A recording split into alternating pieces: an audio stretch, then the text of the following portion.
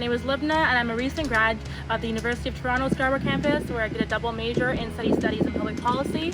I've always been involved in that space, so last summer I worked at the Town of Whitby in the Parks Planning Department, and prior to that I was also on the GCSA, the Geography and City Studies Students Association at the Scarborough campus, where I served as the Vice President of Operations, and I also took part in the case competition for the redesign of the UTSC campus master plan with my partner Emily Cameron, and there we won first place for our proposal. Aside from that, I'm also involved at my local constituency here in Ajax with the Youth Council, and that effort was recognized, and I was selected to sit Canada-wide in the House of Commons at the Parliament of Canada to join 337 other women who are selected nationwide as well to represent their constituencies.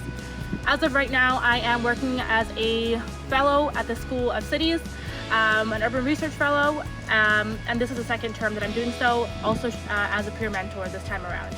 I honestly think the reason I fell in love with cities was because of my study abroad. When I left in 2016, part of the University of Toronto's summer abroad program, I studied in Siena, Italy, and that was sort of like the gateway that led to a ton of other abroad opportunities that I pursued. So I studied in the Czech Republic, I studied in Spain, I've also studied in Japan, and these experiences just sort of spinballed from one to the other, from academic to personal travel, that all sort of informed my take on cities and global cities, and how these notions really inform our Western ideals and the idea of the North versus the South. A lot of this information I hope to take with me and under my tool belt and toolkit with some of the work that I'd like to do later on. Part of my motivation is to give back in the work that I do, and I want to make sure that it is honoring the communities that have so graciously given to me first. Some sort of work back home in the Caribbean, in Guyana, where I grew up. Later on down the road, I can see myself doing something along those lines. I think the impact of the pandemic is stark.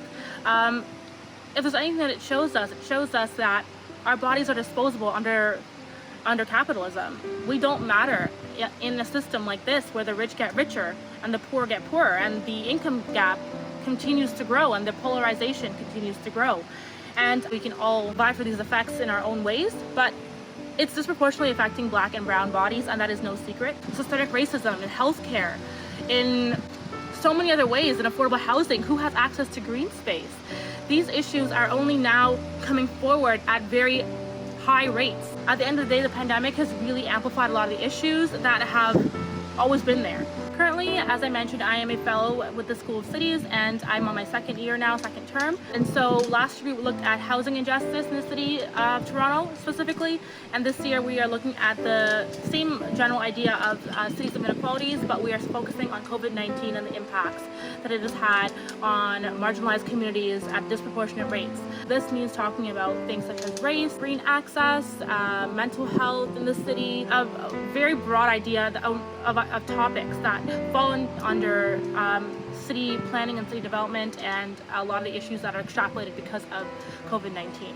The most recent project that we've been working on over the pandemic is the podcast, and so I'm working with Victoria McCutcheon, Brittany Livingston, and Ali Sajjad, and Thomas Siddall. And it's a medium that anybody who's not necessarily in academia can listen and have some banter and give feedback and interact with these ideas that are not always accessible when you're in academic space. We don't want it to be a way to gatekeep, and we don't want to be elitist and exclusionary.